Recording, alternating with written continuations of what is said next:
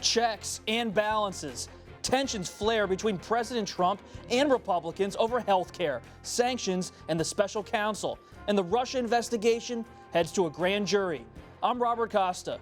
Recess in Washington starts with last-minute drama tonight on Washington Week.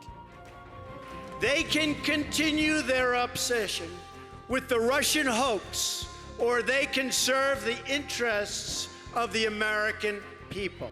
While the president fumes, the investigation into Russia's election meddling ramps up again. The special counsel convenes a grand jury. President Trump rallies his base. We don't need advice from the Washington swamp. We need to drain the swamp. Aggressively pushing conservative policies on immigration and jobs. But his low approval rating and sharp jabs at Congress are sparking friction within his own party. It's not conservative for elected officials, those of us in Congress, to watch this and not say anything. Congress heads out of town, but not before putting new limits on the president's ability to lift Russian sanctions, a bill Mr. Trump reluctantly signed. Will the summer recess bring clarity or bipartisanship to a long list of unresolved issues? We get answers from Dan Balls of The Washington Post, Susan Davis of NPR, Carol Lee of NBC News, and Franco Ordonez of McClatchy. Celebrating 50 years, this is Washington Week. Once again, live from Washington, moderator Robert Costa. Good evening. This was supposed to be a week for the White House to reset after a tumultuous first 6 months. A new chief of staff was enlisted to stabilize a divided West Wing. But instead, President Trump found himself in a familiar place, up against the ropes, with new developments about the ongoing Russia probes. Special counsel Bob Mueller, he's assembling a grand jury as part of the investigation into Russian interference in last year's election and potential collusion with the Trump campaign.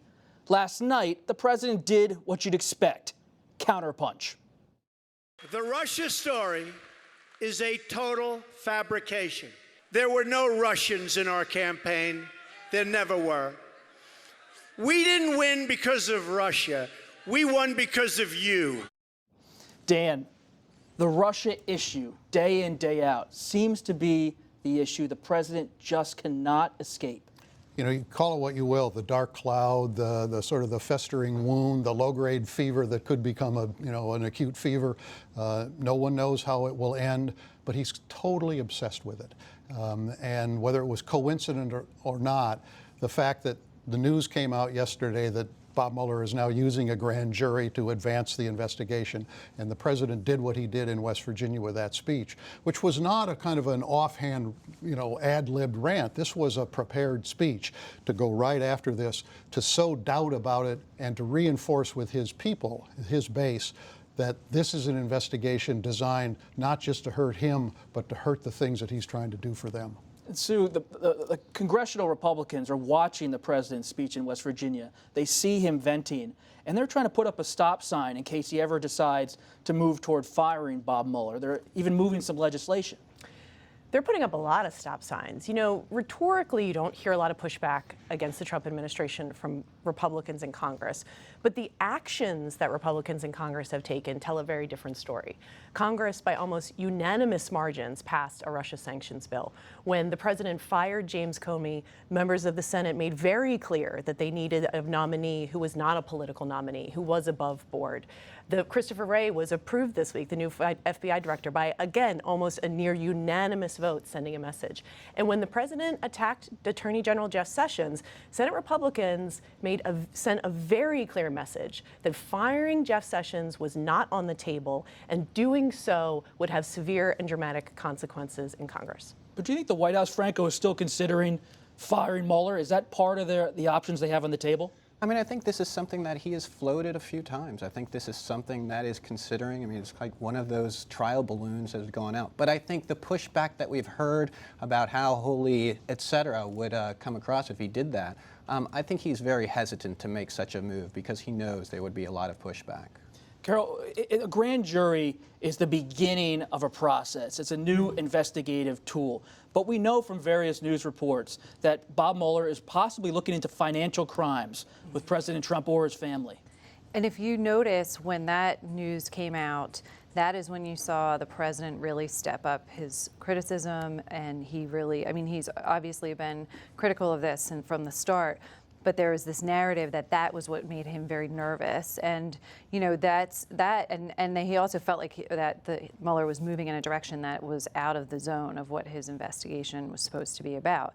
And so, you know, you could, yes, it's about, you know, whether or not the campaign colluded with Russia, but if you move into looking at businesses and the Trump Inc. and the whole, that is a very large space. And that makes the president even more upset about this. Is this the issue, Sue, that just, as Dan said, maybe clouds up everything right now for this entire administration? You know, in a lot of ways, what's happening in Russia, it hasn't really affected Congress. But I do think firing Mueller would be that thing that finally really does blow up the agenda. And I think that's also part of the reason, as you referred to, that there are bipartisan groups of senators right now working on legislation that would give recourse to any special counsel, but specifically aimed, obviously, at Robert Mueller, to protect him if they were to fire him. And that's sending another message to the White House: do not do this. Also, we don't trust you. Yeah. Which is the same as the Russia sanctions bill was. I agree with Sue that it's possible that Congress can continue to do its work while this hangs over Trump. We've seen this in past administrations when there are investigations. They're able to, in one way or another, compartmentalize. There's an investigation that's going on that consumes the attention of a lot of people, but nonetheless, a White House can do business in the absence of that. This is so interesting because it's so personal to Trump. Yes. And I think that affects him, and therefore, because of the way the White House has operated pre-General Kelly, it has made it more difficult for the White House to operate effectively. We'll see whether that changes. I mean, it's something that he really believes in. It's a fight that he wants to keep having. I think we saw that in West Virginia. I mean, he is going at it. He is not backing down. He is pushing and pushing. And what better place to do that in front of essentially a hometown crowd? I mean, it's a local ring that you can attack in.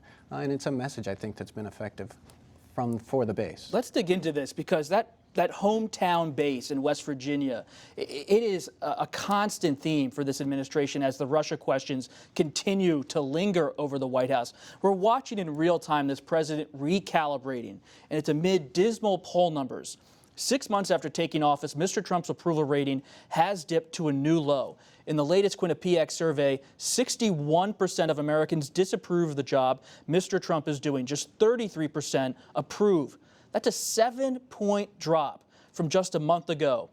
The president is returning in this environment to his signature campaign issues that fire up that conservative base. Last week, it was a ban on transgender troops from serving in the military. This week, it was a plan to cut illegal immigration by nearly half. Excuse me. Let's put an asterisk there, because it was actually cutting legal immigration. That's where this debate has moved at the core issue for the right, cutting legal immigration. And the Justice Department is now looking to investigate affirmative action and how it may discriminate against white people. Carol, we're looking at a president now in West Virginia, and his Attorney General, Jeff Sessions, today on Friday, is starting to go after the media. You have not only the president, but top cabinet officials targeting these enemies for this White House and the administration. Sessions said he may even subpoena journalists to talk about leaks. So it's leaks, it's transgender issues and that ban for the Pentagon. It's affirmative action over at the Justice Department. It's red meat. Will that work? Will the Trump base stay with him? That's the big question, how long this can last. You know, you've seen President Obama a number of times, for instance, tried to pivot, and he would pivot to being a moderate and try to, you know, broaden the tent. And you've seen, and what you're seeing with President Trump is he's going very narrow and very targeted.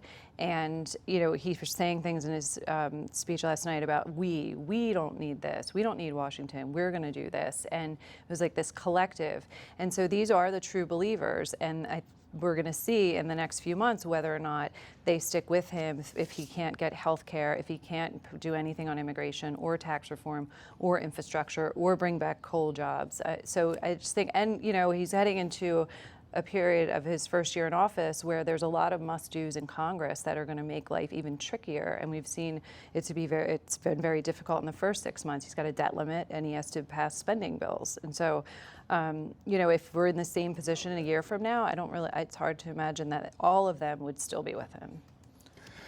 I guess I take a little bit of a different perspective in that I think the base is pretty loyal. I mean, I think when you get down to these groups, they love Trump. I mean, you go to Iowa, you go to these different communities in Alabama, the fever that they have for Trump is so large. I think we'll know a lot later this month with the Alabama special election coming up. Who will they come? Will they go with Larry or will they go with the more moderate Republican? On the immigration legislation, cutting legal immigration by half, does that have any chance of passing? I think it has very little of passing, but let's just remember, I mean, the most popular line that Trump would ever give was about immigration, about building the wall. This goes even further. This is about legal immigration. It was kind of overshadowed during the campaign, but this really attacks essentially one of the national tenets of the national immigration system. It talks about family unification. This is something that our immigration system was built on.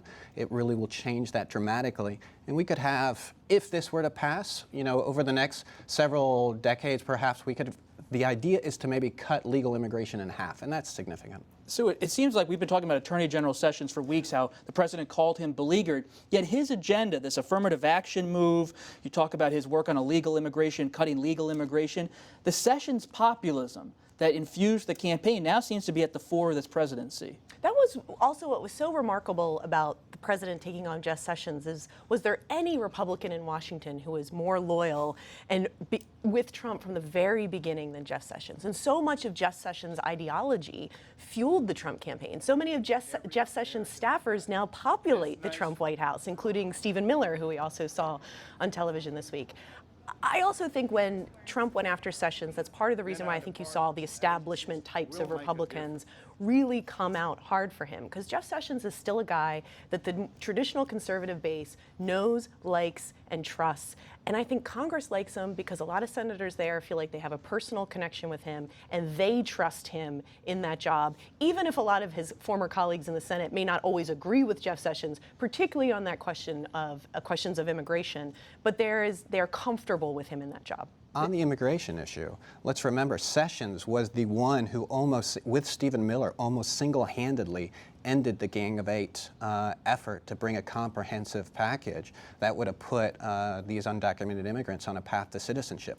When he attacked Sessions, when Trump attacked Sessions, those people, the base that want immigration enforcement, Trump's signature issue, were pushing back. So I think it's a dangerous move. Yet Stephen Miller, this longtime Sessions confidant, he's out there this week as the spokesman for the administration. Dan, you have to wonder, is the president retreating to this populism from the campaign, or is it part of a strategy? Well, with this president, it's always hard to say there's a particular strategy behind it. But I think that there are core principles, and it ebbs and flows with him. And there are times at which it looks like he has strayed completely from kind of the campaign agenda, and then he comes roaring back to it. And what we've seen over the last 10 days or 2 weeks with the things that you outlined are a reminder that those are core issues that connected him with the people who brought him to the White House. And he is remaining true to those issues and to them. It's a combination of this America First notion, this sense of national identity, these social and cultural issues, beyond the economic issues, these social and cultural issues that have bound him to a part of the electorate who remain quite loyal. Let's talk about the other end of Pennsylvania Avenue for a moment, because President Trump's low approval numbers have rattled members of his own party. Many of them, amid all of this populism and the president going to rallies, they're suddenly putting a little distance between themselves and the president. South Carolina Senator Tim Scott laid out his priorities. He said, "We work for the American people. We don't work for the president." And Kara, what we're watching is a Republican Party really unsure at this 6-month mark about how close they want to be with this president. Right, and if you look at Senator Jeff Flake's, he stuck his neck out there, and it doesn't appear to be working so well for him. And so they are very uncomfortable with what. Arizona Senator Jeff Flake, he took this big step against President Trump with a new book. Right. And why don't you think it's working? Well, it seems if you look at some polls that say his support is eroding, that it seems like it could hurt him. We don't know where that will be in a year from now, but I think what you've seen with Republicans is this kind of resistance to criticize, not wanting to criticize. The private criticism has been increasingly becoming public. The things that Republicans have told all of us on background or off the record or in private discussions is now becoming a little bit more public. And I don't know, when you look at what Congress has to do and all of the challenges that they have, at a certain point, they're going to need each other. The president and the Republicans are going to need each other to do anything, because they have been promising that once they got control of all of the House and the Senate and the White House, that it would be great for all these people who voted for them, and they need to put up. Sue, was health care the turning point when health care fell apart in the Senate? Is that what prompted Senator Flake and others to walk away? Or was it more of a temperamental difference? Maybe it's both. I think Flake is his own man on this. I don't think Jeff Flake wrote this book and thought this is going to help me in my reelection. I think Flake is the one that is most willing to voice the concerns that Republicans have about the president, not just in terms of what he believes, but in terms of character. And for Jeff Flake, who is a Mormon, who is, I would certainly say, a conservative before he would consider himself a Republican, and who had been battling these sort of conservative wars in Congress long before Donald Trump ever really entered onto the political stage, with his good friend Mike Pence, who is now the vice president, which is such an interesting parallel between these two warriors during the Bush years. So he's the most vocal, but I think his concerns are privately, as Carol said, shared by other members. Healthcare was a failure. And they know this. They left town a week earlier than planned. They left quietly. The things that they have to go home and campaign on are a Russia sanctions bill and a new FBI director. I mean, the Republican Party's not in a good place. And I think that is now where you see them doubling down and saying tax reform or tax legislation, tax cuts are the next big issue. And if we don't deliver there, then I think it's going to be even worse for the party. So, Franco, is healthcare dead? I mean, I saw a picture online today of Steve Bannon's office at the White House that had taxes in big, bold letters on the whiteboard. Are they just moving on? I'm not sure I would ever count out health care at this point. I mean, it's always going to be a tough slog to get health care passed. I think certainly the Republicans want to move on. They're desperate to move on, to get some victories before the 2018 elections. I'm not sure if they'll necessarily be able to. Trump is certainly pushing, his administration is certainly pushing it. They seem to be saying want to move on and pushing them off, but I wouldn't count out this issue. I think Trump has shown that he can kind of turn the screws on the party. I'm not saying they will move, but I think they're going to try to shoot for any hole they can. Well, one thing we're going to keep watching as all this unfolds, and as we mentioned earlier, this was the first week for the new White House Chief of Staff, John Kelly. The retired four-star general was hired to bring some military discipline to this White House.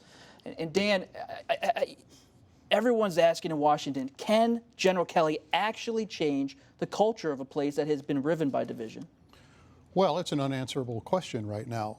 I think one thing we can see is that he has been very effective at managing down, which is to say he has set down marching orders for the staff that works for President Trump and now for him. He has created lines of authority that did not exist under Reince Priebus. If he is able to continue that, that will bring a significant change to the operation of the White House. The question is he going to be effective managing up? There's no particular sign that he's closing off the Twitter account of the President of the United States. None at all. If anything, we've seen tweeting, more Dan. tweets this week than we've seen in the past. We know that the President has a particular style, an operating style, a temperament, a personality that no one has been able to tame. And that can continue to get in the way of an effective chief of staff with the rest of the operation. And Carol, you wrote a terrific piece this week on Afghan policy. The strategy in Afghanistan is a real subject for debate. You have H.R. McMaster, the National Security Advisor, on one side, Steve Bannon on the other. Is that going to be resolved by General Kelly? Well, that totally remains to be seen, but the Afghanistan discussion has become the staging ground for these two very different policy views and ideologies, and it's unclear where this is going. And this is a strategy that was supposed to be decided several months ago, and what we've seen is that the president's really increasingly frustrated, and he's getting a pull from the Steve Bannon crowd, and then you have the McMasters and Kelly and others who want him to make a decision and kind of keep going at the pace we've already been going in, and then so it keeps getting pushed further and further along, and it's going to have to come to a head at some time, and who wins that, I think, will be very significant in what direction the White House takes. So what's the impression on Capitol Hill of General Kelly? Can he spark maybe some bipartisan talks? He's not really an ideological figure. No, and I think people underestimate, though, that if you've been a general and have served in the past 15 years when we've been at war, you have very good relationships on Capitol Hill. A lot of senators on the Armed Services and Appropriations Committees know him. They have personal relationships with him. They have met him overseas during CODELs. His hire, I think, was very reassuring on Capitol Hill, not just for Republicans. I've heard from Democratic senators who know John Kelly and like John Kelly and trust John Kelly. And in a lot of ways, he's much more suited to this kind of role than Reince Priebus ever was, who was sort of an unconventional White House chief of staff, but Trump is an unconventional. That's a great point, Frank. It was also reassuring at the White House. I mean, there was so much dysfunction, there was so much fractured thinking and so much backstabbing among the different factions at the White House that as soon as that announcement that Kelly was under, we were already hearing from members of the West Wing who are saying a little bit of a breath of sigh of relief, of calming down and saying this is going to be okay. And General Kelly also reached out to some Democrats. We'll see if there can actually be some deals or not. We're going to have to leave it there, my friends. Thanks, everybody, for watching. And welcome to Washington Week, Franco. Great to have you on the show. Thank you. We have to leave you a few minutes early so you can take the opportunity to support your local PBS station, which in turn supports us. But our conversation, as ever, will continue online on the Washington Week Extra, where we will keep talking about President Trump's frustration with the Pentagon strategy in Afghanistan based on that Carol Lee story. And you can find that later tonight at pbs.org/WashingtonWeek. I'm Robert Costa. Thanks for watching. Have a great weekend.